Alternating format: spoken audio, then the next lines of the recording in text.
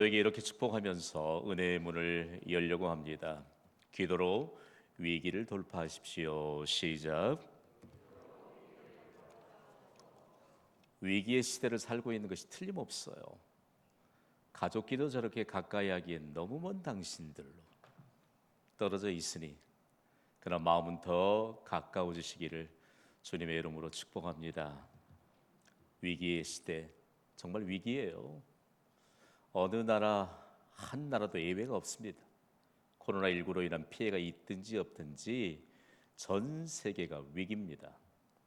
이 위기를 돌파할 기미가 보이지 않아서 너무 답답해요. 우리 기도할 수밖에 없는 것이지요. 중요한 것은요, 오늘 삼부 예배 예배자들이 마음에 큰 획을 하나 그어야 합니다. 사회적인 기반이 무너졌지라도 우리의 믿음의 기반이 다시 세워지면 무너진 사회적인 기반은 하나님이 세워주실 줄 믿습니다. 이 믿음으로 오늘 말씀 받는 여러분 되시기를 바랍니다.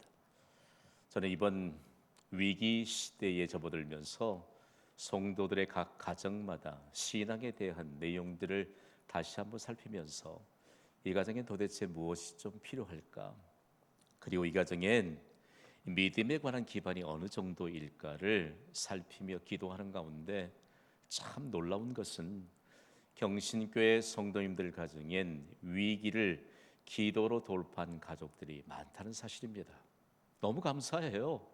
그 일 생각하면 막 가슴이 뛰어요.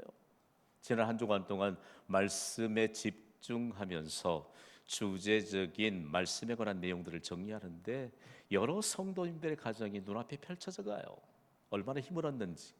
그 가운데도 기도로 위기를 돌파하고 있는 정말 산 증거자인 한 가정을 여러분에게 소개하려고 합니다. 여러분이 먼저 익숙한 사진 한 장을 보시기 바랍니다. 무슨 사진이지요? 감사 예물을 담아서 하나님께 드리는 감사 헌금 봉투입니다. 거기에 보면 한 가정에 기도의 제목이 빼곡하게 기록되어 있습니다. 저처럼 하나님 다음으로 이 가정에 속해 있는 가족들과 그리고 관계된 일들에 대한 내용을 너무나도 세밀하게 알고 있는 사람은 담임 목사가 아닌가 싶어요. 사실 기도의 제목을 전달받으면서 계속적으로 수년 동안 기도해 오고 있습니다. 먼저 우리가 두 가지를 좀 느끼게 되는 것은 이 가정에서는 잠시도 삶 속에서 기도가 멈추지 않는다는 사실입니다. 특별히 이 가정에 속해 있는 세 자녀들이 부모와 그리고 조부모의 기도의 후원을 받고 부쩍 자랐다는 사실이고요. 이 가정에서 펼치는 모든 일들이 기도와 함께 더불어서 아름다운 결실을 맺게 하시는데 그 일들 과정마다 위기를 기도로 돌파했던 증거가 되는 것입니다. 이 가정 정말 믿음으로 사니까 모든 것 다 돌파하구나. 그런데 이 가정에 엄청난 위기의 때가 있었습니다. 다름은 아닌 이 가정의 가장 되시는 분은 경찰대학 출신으로 유수한 인재입니다. 국가 공무원인 박성룡 집사님이 할렐루야 찬양대원으로 지금 활동 중에 있어요. 이번에 부친께서 세상을 떠나시면서 이 아들에게 부채를 몽땅 안겨놓고 세상을 떠났습니다. 무려 수년 전에 1억 2천만 원이나 되는 부채를 떠안게 되었는데 믿음 있는 부인이신 천송이 집사님께서 다 이해해 주시고 그 가정의 상황을 신발 가서 들었는데 경찰 공무원의 월급 가운데 210만 원이 매월 꼬박꼬박 채무로 변대되고 있습니다. 그 아픈 사연을 듣고 기도하는데 어느 날은 불쑥 이 두 분이 찾아오셨어요. 지난 2014년 9월 21일 주일입니다. 이 예배를 마치고 두 분이 찾아오셔서 저에게 불쑥 봉투 하나를 꺼내면서 눈물을 글썽이면서 그런 사연에 관한 내용들을 담아두셨어요. 박성경 집사님이 하신 말씀이에요. 이제서야 부친이 주셨던 채무를 모두 갚았습니다. 그래서 이번 달은 제대로 된 월급을 받았습니다. 그동안 매달 채무를 갚아왔던 210만 원을 어려움을 잘 극복하게 해주신 하나님께 드리겠습니다. 의미 있는 일에 사용되었으면 합니다. 라고 하는 이 마음을 전달해 주세요. 그동안 기도해 왔는데 얼마나 마음이 울컥한지. 여러분, 기도로 돌파하지 못할 위기는 없는 줄 믿습니다. 그러면서 이 가정이 귀한 믿음의 흔적을 남겨두었는데, 사실 이 가정은요, 채무가 아니라도 하나님이 세 자녀를 선물로 주셨거든요. 둘째, 셋째가 쌍둥이인 거 아시죠? 그것만이라도 너무너무 힘들고 버거운데 믿음으로 위기를 돌파했던 이 믿음의 흔적을 남겼는데, 그 뒤로 얼마 있지 않다가 광주에서 1시간 반 정도 떨어져 있는 외곽으로 발령을 받았습니다. 할 수 없이 교회와 멀어져 갔지요. 그리고 2년 이 훌쩍 지나서 다시 교회에 오셔서 이제는 할렐루야 찬양대 피아노 반주자로 천성희 집사님이 섬기고 계시고, 그리고 남편께서 찬양대 대원으로 활동하고 계시고, 집이 교회에서 꽤 멀어요. 먼 곳에 있어요. 그렇지만 또 이분들이 믿음을 가지고 세 자녀가 지금 주일학교에 출석하고 있거든요. 이 아이들이 얼마나 아름답게 자랐는지, 그리고 믿음으로 앞서가는 그 모습을 바라보면 너무너무 감사해요. 도대체 이 가정의 믿음은 어디로부터 온 것일까? 천송이 집사님의 가정이 타지에서 광주로 이사와서 우리 교회에 등록하면서 천송이 집사님 부모님께서 신실한 믿음의 소유자인 장로님과 권사님 아니십니까? 어제 제게 그런 말씀을 하세요.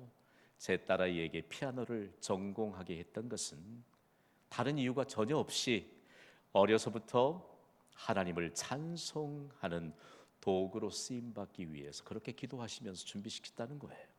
얼마나 감동적인지. 부모님들은 멀리 장흥에 귀가하고 계십니다. 그래도 우리 교회 주일 예배 참석하시고, 여러분 위기가 한 번만 지나가고 그냥 더 이상 기회 위기가 오지 않으면 얼마나 좋겠어요. 그러나 감사의 힘을 드리면서 그 기도의 제목을 빼곡하게 기록한 데는 부모님의 건강이 심히 염려되어 있을 때 이 담임 목사에게 기도의 제목을 그대로 전달해 주는 것이죠. 물론 하나님은 그 기도의 제목을 받으시고 기도로 모든 위기를 돌파하게 하시는 영광스러운 결말을 주시는 줄 믿습니다. 오늘 3부 예배요, 우리의 믿음의 귀가 열려지기를 주님의 이름으로 축복합니다. 우리의 마음이 열려져서 기도로 모든 위기를 돌파할 수 있다고 하는 믿음의 확신을 가지고 이 예배의 자리를 떠나 우리의 삶의 현장으로 파송받을 수 있게 되기를 주님의 이름으로 축복합니다. 하나님이 우리에게 물으세요. 예배의 자리에 앉아있는 너희의 현실의 어려움이 무엇이냐? 너희 가족들이 지금 당면에 있는 현실의 위기는 도대체 무엇인가라고 하는 것입니다. 그러면 이 위기를 어떻게 돌파해야 될 것인가? 여러분, 위기를 돌파할 수 있는 기도의 기회도, 그리고 위기를 돌파할 수 있는 총체적인 지침도 하나님의 핏값으로 세워진 교회를 통해서 주신다는 사실을 잊어서는 안 됩니다. 그래서 우리가 교회가 얼마만큼 중요한가라고 하는 사실들을 기도로 위기를 돌파했던 초대교회 역사를 통해서 우리에게 보게 하십니다. 위기를 기도로 돌파한 승리의 현장으로 함께 떠나보겠습니다. 물어볼까요? 위기를 기도로 돌파한 교회가 어떤 교회이지요? 경신교회라고 그러면 너무 성급해. 오순절의 성령 강림으로 인해서 탄생한 교회가 예루살렘에 세워졌잖아요. 우리는 그 교회를 초대교회라고 하고 예루살렘 교회라고 합니다. 그런데 예수님의 제자였던 베드로를 초대교회를 살펴보면서 주목하게 하거든요. 베드로는 학문이 뛰어난 사람도 아닙니다. 매우 평범한 사람이었고, 고기 잡아서 팔고 고기 잡아서 판 돈 세고 살았던 평범한 사람이에요. 그런데 그가 기도로 모든 위기를 돌파할 수 있는 그 선상에 섰을 때 기적이 일어납니다. 그가 하루에 3번씩 기도하기 위해서 하나님의 성전에 오르잖아요. 그러다가 어느 날 성전 미문에 앉아있던 나면서부터 걷지도 못했던 40여세가 된 한 사람을 보게 됩니다. 그리고 그 사람은 늘 해왔던 대로 구걸을 하는데, 그 사람이 구걸할 때 베드로가 순간적으로 자신의 주머니를 조금 만졌겠지요. 아무것도 없습니다. 그 나면서부터 안전뱅이가 되어서 걷지 못한 채 무언가 주기를 바라보고 있던 그를 향해서 내게 은과 금은 없거니와 내게 있는 나사렛 예수 그리스도 이름으로 명하노니 일어나 걸으라. 손을 붙잡아 줬는데 그가 일어나 뛰고 걸어서 성전으로 들어가면서 하나님을 찬송했잖아요. 그리고 그가 하나님의 복음을 전하는 곳에 3천 명이 세례를 받는 역사가 있고, 그리고 5천 명이 동시에 회개하고 예수님께 돌아오게 되는 이런 기적적인 역사가 일어납니다. 여러분, 성경은 허구가 아닌 역사적인 사실을 믿습니까? 영국의 복음주의 목사인 로이드 존스 목사는 이 상황에 대해서 이렇게 표현했거든요. 함께 읽어보시겠습니까? 시작. 기독교는 초자연적인 것이다. 초자연적인 것은 기적적인 것이라는 것이죠. 여러분, 우리가 믿는 예수 그리스도로 인해 세상에 탄생된 기독교는 기적적인 것입니다. 우리를 통해서 하나님이 기독교는 기적적인 것이다 라고 하는 사실들을 드러내시기 위해 오늘 이 예배에 우리를 부르셨다는 말씀입니다. 베드로가 이런 기도로 위기를 돌파하는 선상에 섰는데 뜻밖의 베드로를 가로막고 있는 대적이 출현하게 됩니다. 다름 아닌 이미 하나님이 그들에게 약속하셨지요. 예수 그리스도가 세상의 구원자요 온 세상의 죄를 담당하실 예수 그리스도인 것을 하나님이 미리 말씀하셨지만 그들은 거부합니다. 그들이 가진 기득권 때문에 거부하죠. 그래서 베드로가 그들을 향해 설교합니다. 예수 그리스도를 십자가에 못 박게 죽게 한 것은 바로 기득권을 가지고 힘 자랑하는 당신들이라고 설교했는데, 그만 그들이 가진 힘으로 베드로와 그리고 사도들을 잡아다가 감옥에 잡아서 가두었습니다.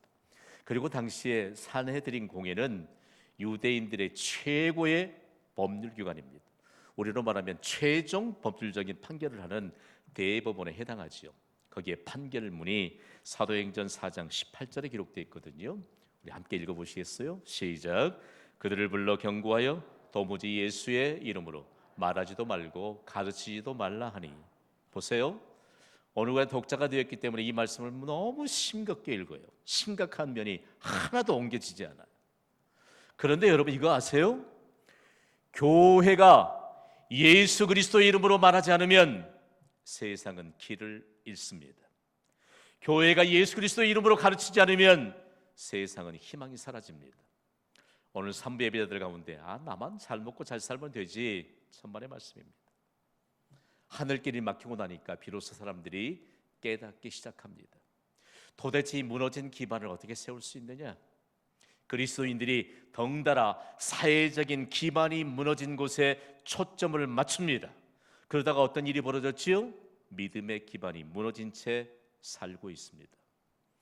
오늘 6월 14일 주일 예배를 통해서 믿음의 기반이 회복됨으로 인하여 우리에게 모든 것을 회복시켜 주시는 하나님의 은혜가 임하기를 주님의 이름으로 축복합니다. 이런 위기예요. 교회 없어져야 돼요. 교회에 전송할 수 없어요. 예수 그리스도 이름으로 말하지 않고 예수 그리스도 이름으로 가르치지 않는데 교회가 어떻게 전송할 수 있습니까? 그리고 각기 부름받은 우리 개개인이 교회인데 우리 개인에게 영광스러운 하나님의 영광이 어떻게 우리의 삶에 임하겠습니까? 이런 위기 가운데 과연 감옥에서 풀려났던 사도들과 이 소식을 전해들은 제자들은 어떻게 반응하고 있을까요? 여러분, 놀라운 사실 하나를 우리에게 보여줍니다. 그들이 한 마음으로 기도합니다. 지금 어떻게 얘기했지요? 예수 그리스도 이름으로 말하지도 말고 가르치지도 말고, 그리고 너희가 예수 그리스도로 행하는 모든 행위들을 금지했던 이 명령 앞에 그들은 한 마음으로 기도하고 있습니다. 오늘 보면 사도행전 4장 24절 말씀을 우리 소리 높여 읽습니다. 시작. 그들이 듣고 한 마음으로 하나님께 소리를 높여 이르되 대주제여 천지와 바다와 그 가운데 만물을 지은 이시오. 아멘. 이 말씀을 제가 연구하고 깊이 묵상하다 보니까 설교할 목사가 필요하다.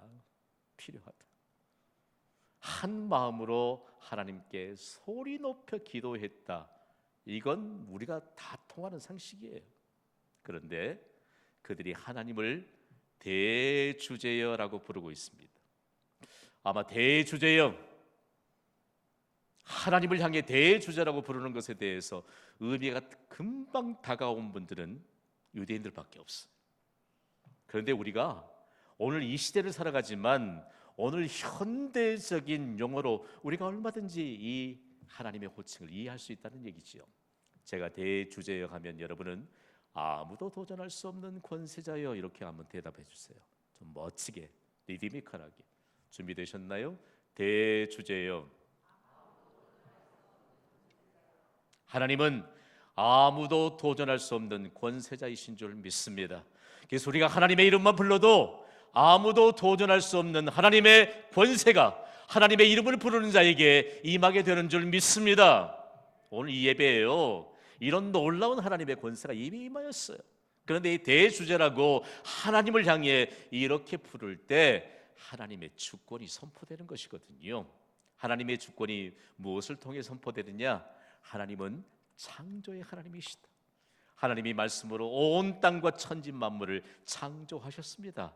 그러니까 하나님이 이 땅에 존재하는 모든 세력들이 하나님을 향해 과연 도전할 수 없다는 사실들을 인정하며 기도하는 것이죠. 대주제여, 우리에게 하나님의 말씀을 가르치지도 말고 전하지도 말고 그 어떤 믿음의 행위도 하지 말라고 그 말은 사내들인 공회원들도 감히 하나님의 권세를 가진 우리를 대적할 수 없음을 믿습니다.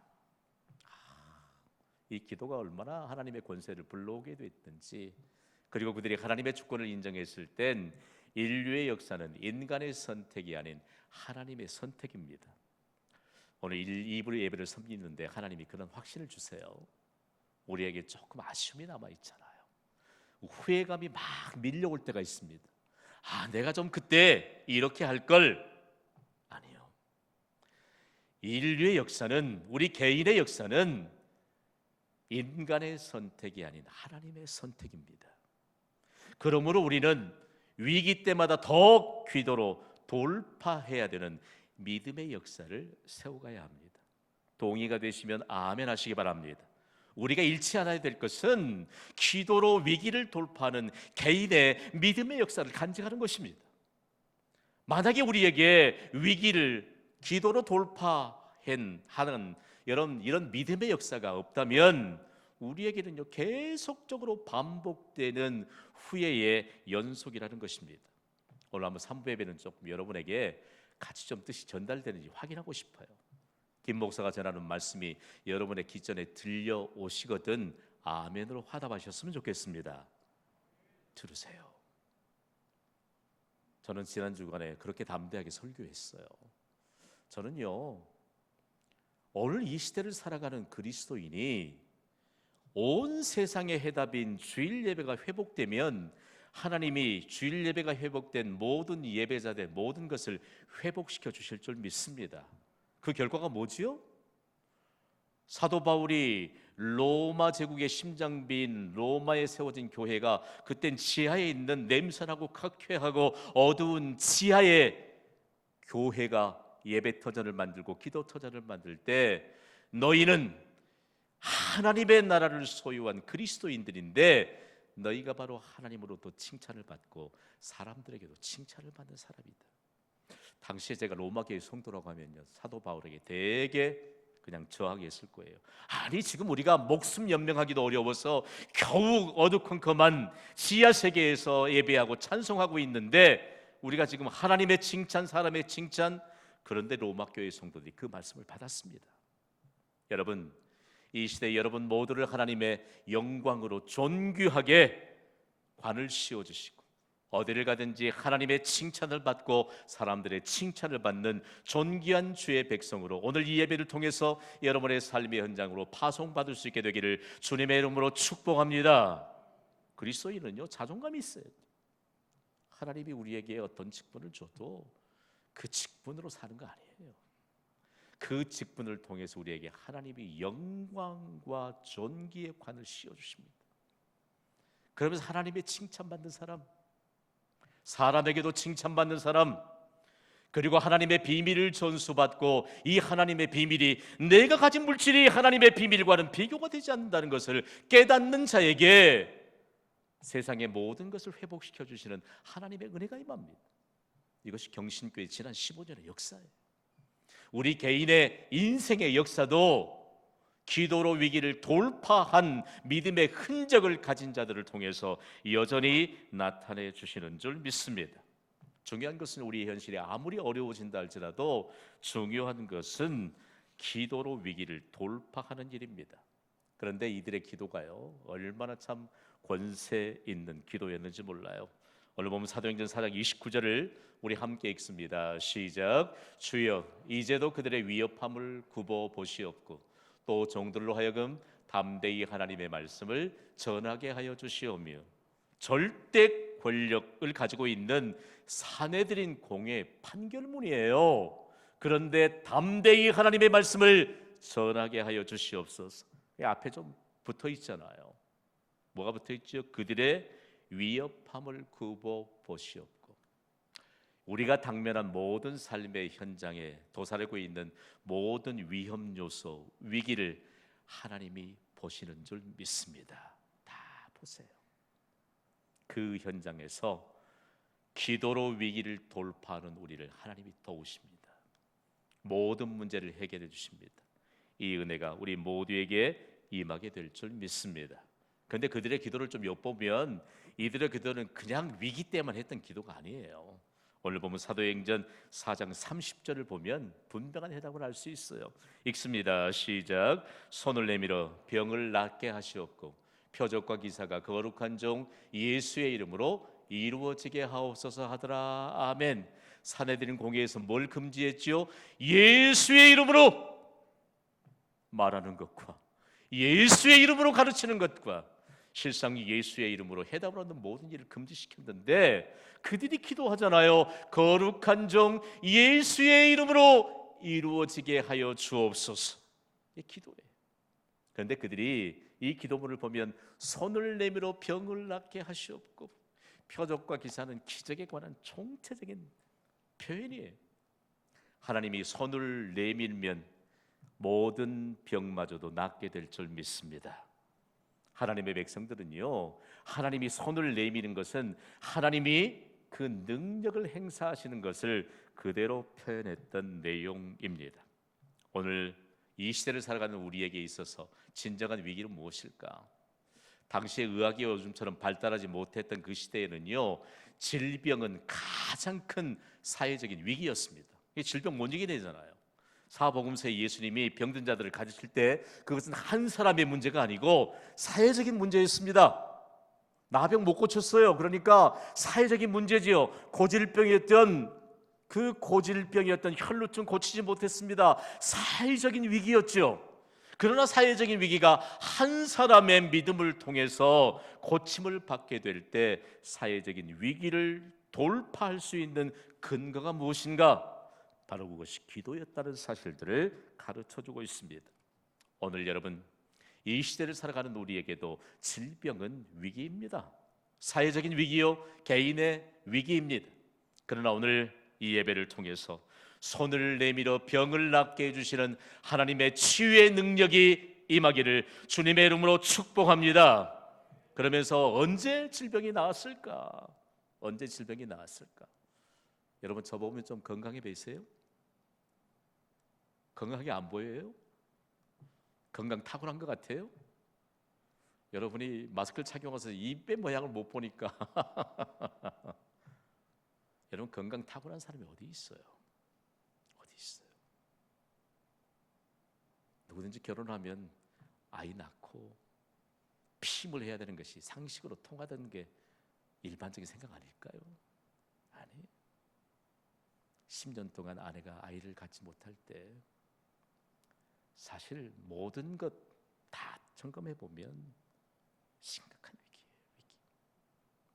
위기. 그때마다 많은 기도의 동역자를 붙여주시고 기도하게 하시고 기도로 위기를 돌파하다가 제가 목사가 됐어요.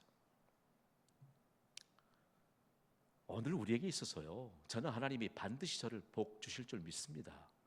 여러분에게도 하나님의 복이 임할 줄 믿습니다. 복을 선언하는 목사가 됐으니 복이 선언될 때 그 축복의 말씀을 받는 자에게 복이 임할 줄 믿습니다.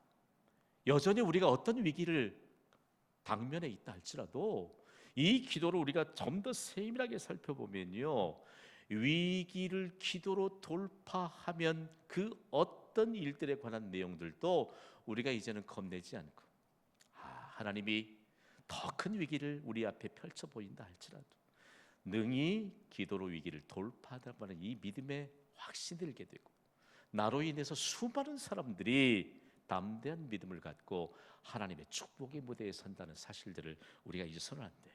한 마음으로 기도했던 예루살렘 교회에 어떤 일이 일어났을까요? 오늘 본문 사도행전 4장 31절입니다. 읽습니다. 시작. 빌기를 다음에 모인 곳이 진동하더니 무리가 다 성령이 충만하여 담대히 하나님의 말씀을 전하니라. 아멘. 참 저는 이 부분에 있어서 우리 한글 번역이 좀 못마땅해요. 영어 번역본 NIV 버전을 보면 After they prayed, 기도를 마친 후에, 명확하게 원문의 의미를 그대로 번역하고 있습니다. 기도를 마친 후에 어떤 일들이 일어났을까요? 기도를 마친 후에 모인 곳이 진동했습니다. 지금부터 여러분 잘 들으시기 바랍니다. 기도를 마친 후에 모인 곳이 진동했다. 여기에 진동했다는 것은 하나님이 하신 일에 대한 구체적인 증거입니다. 진동했다는 것은 누가 흔들었다는 얘기지요? 하나님이 흔들었습니다. 우리 전교인이 다 교회 마당에 가서 아무리 뛰고 구르고 흔들어도 땅 움직이지 않습니다. 그러나 하나님이 흔드시면 천지가 뒤흔들리는 역사가 일어나게 될 줄 믿습니다. 그런데 이 천지가 진동하게 하시는 하나님의 능력이 기도에 응답했다는 구체적인 증거거든요. 그런데 왜 그곳에 진동이 일어났을까? 이 단어에 놀라운 영적인 의미, 신적인 권위가 담겨 있어요. 우리가 여러 사람이 모였습니다. 한 사람이 아니고. 기도하는데 기도하기 전에는 너무 사람들의 마음이 흔들려. 기도해도 이루어질까? 기도한다고 될까? 지금까지 기도하지 않았는데, 아무리 교회가 기도를 강조해도 나 거기에 작은 반응도 보이지 않았는데, 오늘 3부 예배 그럴 수 있어요. 그러나 흔들리던 마음을 한 마음으로 기도할 때 하나님이 흔들리는 마음을 잡아주십니다. 우리의 흔들리는 마음이 하나님이 붙잡아 주실 때, 교회가 한 마음으로 기도할 때 진동하게 되는 하나님의 역사가 있을 줄 믿습니다. 여러분의 가정 안에 여러분의 흔들리는 마음을 하나님이 잡아주실 때, 여러분의 가정에 속해 있는 가족들과 함께 믿음으로 기도할 때 땅이 진동하게 되는 역사가 임하게 될 줄 믿습니다. 하나님이 흔들면요, 안 흔들릴 곳이 없어요. 하나님이 흔드시면 우리 앞에 아무리 강력한 세력이 있다 할지라도 어떤 큰 위기도 흔들려서 자체도 없이 사라지게 되는 믿음의 흔적을 보게 될 줄 믿습니다. 이것을 믿습니까? 믿어야 해요. 믿지 않으면 아무런 증거도 나타나지 않아요. 이 시대의 인간의 교만을 깨뜨려 주시는 하나님의 역사가 오늘 믿음으로 하나님의 말씀을 받는 경신교회 성도들로 인하여 하나님이 흔들리는 마음을 붙잡아 주시고, 오히려 흔들리는 마음을 붙잡아 주셔서 우리가 이 믿음을 가지고 온 땅을 뒤흔드셔서 하나님의 역사하심을 나타내 주시는 은혜의 증거가 있기를 주님의 이름으로 축복합니다. 오늘 말씀의 흐름의 초점을 보면요, 너희 한 사람이 개별적으로 기도할 수 있다. 그러나 함께 기도해야 된다. 예수님이 이 사실을 이미 마태복음 18장 19절에 가르쳐 주셨어요. 읽습니다. 시작. 진실로 다시 너희에게 이르노니 너희 중에 두 사람이 땅 위에서 합심하여 무엇이든지 구하면 하늘에 계신 내 아버지께서 그들을 위하여 이루게 하시리라. 아멘. 저는 기도하다가 가끔 마음에 너무 아파요. 혼자 많이 울어요. 이 가정이 믿음으로 사는데 좀 다 존중받고 좀 믿음의 권위가 있었으면 좋겠다. 여러분의 마음 아닙니까? 여러분의 가족이 가도 믿음으로 살고 믿음으로 위기를 돌파하고, 이런 마음이 불릴 때 일어나게 돼요. 여러분, 오늘 말씀이 여러분의 가슴에 새겨질 같은, 하나님이 여러분의 흔들리는 마음을 붙잡아 주시는, 그리고 흔들리는 마음을 붙잡아 주실 때 천지를 진동하셔서 우리의 기도의 응답에 대한 증거를 갖게 하시는 그런 은혜의 자리에 서슴없이 나오시기를 주님의 이름으로 부탁을 드립니다. 이제 오늘 결론적인 말씀을 우리가 받습니다. 다 함께 선포하시죠. 기도로 위기를 돌파하라. 여러분 다 성경 갖고 계시죠? 성경은 소장품이 아니라니까요. 성경 역사를 보면요, 기도로 위기를 돌파했던 믿음의 역사가 기록되어 있어요. 굶주린 사자들이 누군가 짐승이든지 사람을 던지기만 하면 움켜쥐고 완전히 바스러뜨릴 기세가 되어 있는 굶주린 사자굴 속에 누가 던져졌지요? 몰라도 좋아요. 다니엘이에요. 다니엘이 하루에 3번 바벨론이라고 하는 대국에 하루에 3번씩 예루살렘을 향해 기도하는 그 기도를 금지시키기 위해 법령을 만들었는데 그 법령을 어기면 사자굴에 던져놓는다. 생명 빼앗겠다는 얘기죠. 그래서 다니엘은요, 기도하는 그 기회를 잃어버리지 않기 위해 오히려 사자굴을 선택합니다. 굶주린 사자에게 던져졌을 때 다니엘은 사자굴 속에서도 기도로 위기를 돌파했습니다. 여러분, 바울과 실라가 복음을 전하다가 빌립보 지역에서 복음을 전하다가 잡혀서 로마 제국에 의해서 그들이 감옥에 갇히게 됩니다. 보니까 지하에 캄캄한 감옥이에요. 거기에 여러 죄수들이 다른 방에 다 있고 발이 다 스스로 묶여 있어요. 자신들도 마찬가지고. 그러나 그들은 지하의 캄캄한 빌립보 감옥에서도 기도로 위기를 돌파했습니다. 그때 지진이 일어나 감옥을 완전하게 흔들어 버렸습니다. 발목에 채여 있던 쇠사슬을 완전히 끊어지게 했고 감옥에 닫혀 있는 모든 문들이 열려지게 했습니다. 죄수들이 자유의 몸이 되었습니다. 그 현장에서 자신의 생명의 위태로움을 받았던 사람은 죄수들을 지키던 간수였습니다. 자신의 생명이 담보하지 못할 그런 상황임을 알고 칼을 빼어 자결을 하려고 시도할 때 바울이 멈추게 합니다. 그랬더니 그가 그들 앞에 무릎을 꿇고 이렇게 묻습니다. 선생들이여, 내가 어떻게 하여야 구원을 받으리이까?